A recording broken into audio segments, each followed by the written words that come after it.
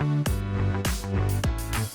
hey there, Yeb. How are you doing? Hey, I'm doing well. How about you? I'm great. I'm excited because we've got Leslie here with us. So Leslie Zeid, she's a principal with us now in outsourcing for our outsourcing advisory and accounting services. Let me get your all's department whole name right there. I'm just curious. I'm excited to talk with both of you because my clients in particular are emailing. I'm seeing a lot of activity, let's say on LinkedIn, some things going on. I'm hearing about some budgeting, forecasting things, some scenario planning, because right now it feels like the pace of change that's really going on right now within our country, within the United States, is kind of outpacing our ability to process that change. And so I think we can definitely say that as of right now, how long are we into? 4 months now into a new administration change. I really think that disruption is no longer a surprise. It's now just becoming the norm. And so with that, I think that there are times where complexity can cloud a lot of clarity. And because of that, there is some things that I guess people are just kind of grappling with. I'm just curious what your clients are coming to you with. You all are the ones that are working with them day in and day out. I am here as an auditor. Yes, I'm available all the time, but my clients don't necessarily see me as an extension to their management team like they do with you all. So what kind of things are kind of going on right now with your clients? Leslie. Leslie, I'm happy to start, but you are a guest, so I want to make sure you have ample time. No, go ahead, and I'm going to chime in with you. Okay. Well, I think Trisha, I think you're right. I mean, it probably is more frequent communications. You definitely sense the anxiety in the communications that we do receive, whether it's an email, and certainly you feel it by phone. But I will say it's in some ways maybe not completely unprecedented because I think we did get a bit of a test drive when COVID hit, right? Like that forced us to start exercising some of these muscles. And I think during that time, and probably still now, a lot of the messaging kind of is just focus on your fundamentals. And what we mean by that is maybe something we'll get into today, but a lot of it is focused back on what you do well, your mission, right? And Right. how is that, in my opinion, how is that being reflected in your financial state now? Yeah, I think that that's a great point. Like the values that our clients have, the purpose that they have, just like the quality of what they do. I think that is what is very steadying when it comes to being able to focus on something. Because, like, as you mentioned, with all this disruption, with all this change, it's just hard to like focus on that one thing. So if you get back to the fundamentals, I think that's crucial and key. So Leslie, what about you? What are your Well, clients? I will say that for-profits and especially public companies put such an emphasis on the financial fundamentals. And what that does is it makes them more prepared for uncertainty in financial markets. Nonprofits, historically smaller to mid-size, don't do this as much. And because they don't expect financial uncertainty. And then when it happens, it can catch them off guard. So if you've got the financial fundamentals, you're in a better place to be able to quickly adapt and change. Yeah, so what kind of financial fundamentals are you guys working on then with your clients right now?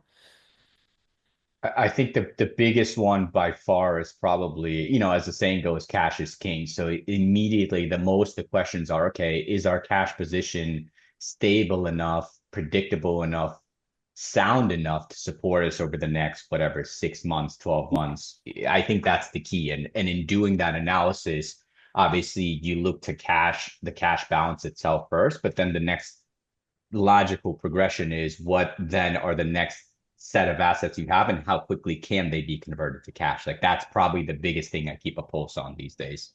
So Mhm. some of our clients are grappling with the fact that they are not sure if cash that they were depending on is even going to come. So you've got a whole revenue stream, a whole cash stream that they were planning for and have budgeted for that may just be non-existent. So they need to step back and look at their financials and be able to forecast. So a couple of things to note here. If they have, first of all, if they have good financials, because if you don't have good financials and you can't go back and look at the last 6 months and how you've used your cash as Yev was saying, it's going to be really hard to forecast out 6 to 9 months how much cash you're going to need, because you're going to want to take a page again out of, for-profit companies and develop a run rate. How much cash are we using? So you need to know what that run rate is. So it helps if your financials are strong and clean and under control. And the next thing I would say is that you're going to need to, if you're an accrual basis, if you do your accounting on an accrual basis, you're going to need to convert your expenses from accrual to cash so that you can see not just what expenses are planning to be for the next 6 to 9 months, but what the cash impact of that is.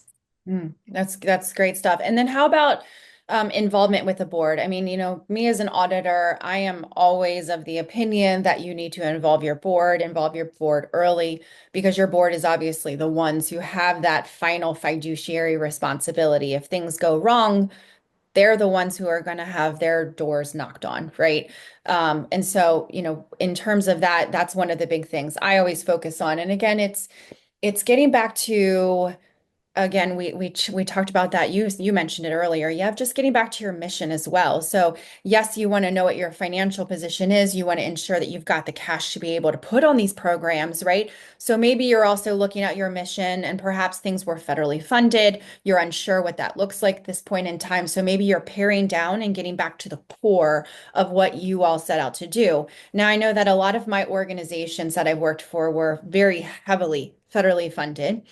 So as an auditor, one of the things we're kind of looking at is going concerns, right? So are you a going concern, which is a good thing, right? We want to make sure you are a going concern. We want to ensure that you are going to be around within the next, what we define as a near term, 12 months after the issuance of the financials, not just that year end date. So we are looking at that, but I am seeing a bigger emphasis and more disclosures surrounding doubts of going concern.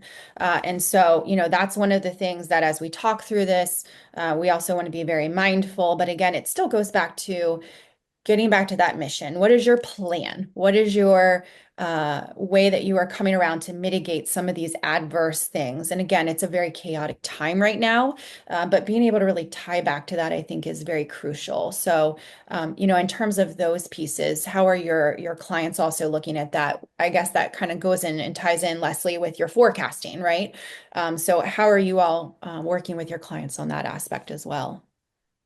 I haven't seen any situations where my clients have had to step back and actually re, um, what's the right word, sort of re-envision what their mission is. I guess I've been lucky that way, but I could see if you have an organization that is 70 or 80% dependent upon federal funding, and you've now been told that those contracts or those grants are going to be canceled or they're going to be terminated, that then you may need to re-envision, the whole plan. But I do think there's a lot of strength in what you're saying, Tricia, because one really leads to the other, right? You don't start with financial. You really do have to take that strong look and say, okay, so we were planning to do this year, but now the mission may have shifted, or it may have shrunk some. And so let's figure out what that's going to look like first, and then let's project financially what that's going to cost and whether we'll be able to accomplish that. Yeah. Yeah. And I think I'm hopefully in a similar boat, I think, Leslie, to your experience as far as the clients. Luckily, most of the ones that I help, they haven't been in a position where they've had to make drastic changes. In fact, it's been, in some ways, to your point, Tricia, a good opportunity for them to really revisit what is their value, right?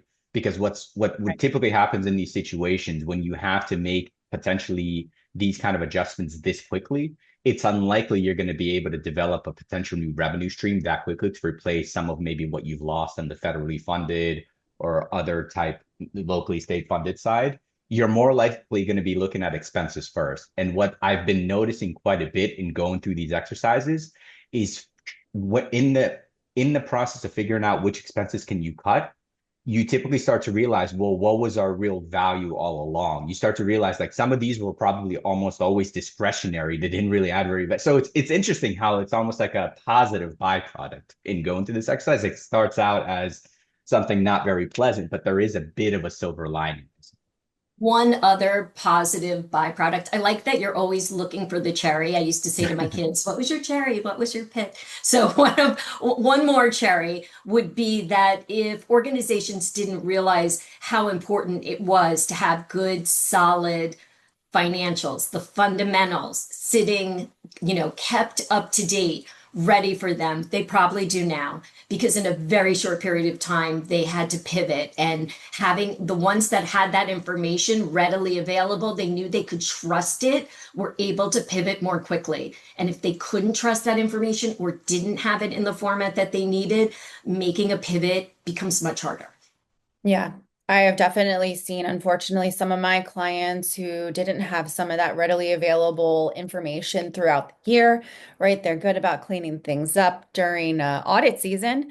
But when it comes to those financials on a monthly basis and having that tried and true, I have seen some kind of what I'll call scramble, right? Back to like, how do we figure this out? Oh my goodness, we have 3 months of freeze. How are we going to make it? How are we going to pay payroll? So if you have those sound financials, you're absolutely right. It would have been a much easier process from that standpoint for sure. Yeah. Some of the other, go ahead, Yep, I'm Oh, sorry. and I think just what I think you mentioned a good point too. I think what's also as maybe a further positive byproduct Mhm. is in realizing that, hey, naturally the question comes up, well, hey, why don't we have sound financial statements to be able to do this planning right now? It's kind of like, well, the close is a little bit longer than probably it could be. And then it naturally leads to the progression of questions where it's like, well, why is the close so long? And it's like, well, the systems may not be as maybe as up to date as they should be, right? So like naturally then you start getting into things like, okay, well, what can we do on the system? So like I found some clients make system changes which weren't that drastic, right? And they're not changing their GL. They're adding some systems to make the flow of information to the GL more efficient. And Mhm. that I think has helped a lot. Especially from our perspective, it makes our lives easier. It makes our clients' lives easier, and just the information is probably more accurate and more timely too. Yeah. I think this is a great conversation. I'd love to maybe we can in the future talk with a client and we can get some of their information straight from their brains and see what they're doing. One of the other things just to kind of talk about when it comes to the fundamentals, we talked about financials, we talked a little bit about the mission. I think one of the other big things too is when we look at C3 charitable organizations, that development team. And getting back to the root of your people, of whom you have in your network, whom you know, because one of the other big things is that I'm starting to see a shift with some of my C3 organizations who were more federally funded. Now they're getting a lot of funding to help fill the gaps from the philanthropic communities. And then the other interesting side effect of that as well, though, is that some of my clients who are in the C3 space that were philanthropic funded are starting to see a decline of that. So when we get back to that fundamental too, I think when it comes to the development side of the house, we want to make sure we're focusing back on our relationships and rebuilding those relationships and or keeping them and maintaining them, reconnections. Because I do think that a lot of organizations who are in this space when they came out of COVID, there was so much funding, right? There was a lot of available funding, and you kind of lose sight of that connection. So getting back to that mindset as well, I think is going to be crucial as well as we move forward in this space. And I mean, it's probably a whole topic all on its own, but I have more clients than ever thinking about reserves. Building So the back up, right? building, what should we do? What should we have done? So it's a lot to think about. And like I said, we could do a whole one just on that. But yeah, there's definitely an emphasis right now on fundraising for a lot of clients.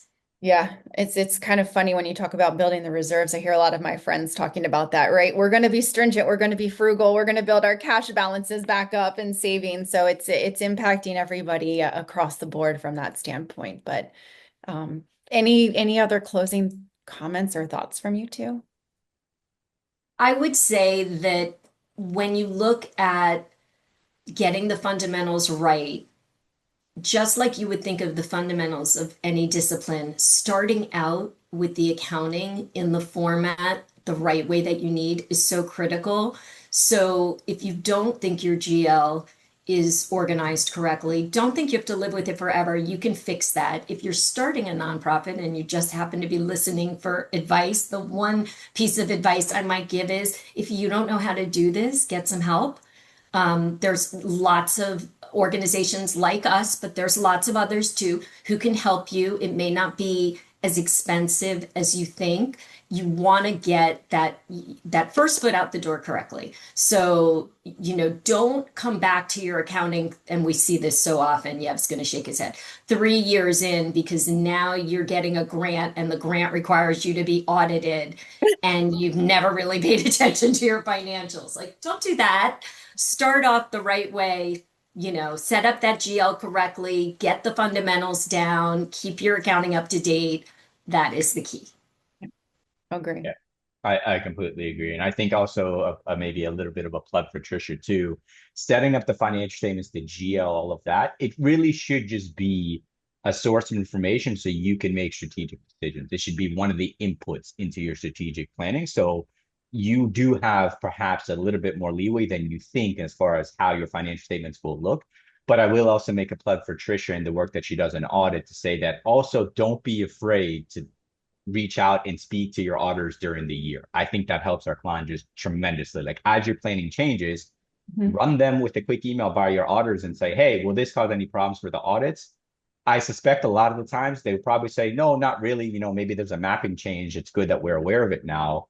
But you want the financial statements to facilitate decision making. But keep in mind, if you do get audited, you don't want to create unnecessary problems there on that side as well. Yeah, agreed. Thank you. Well, it's been Great. a great conversation. I'm sure we're going to continue this in the future.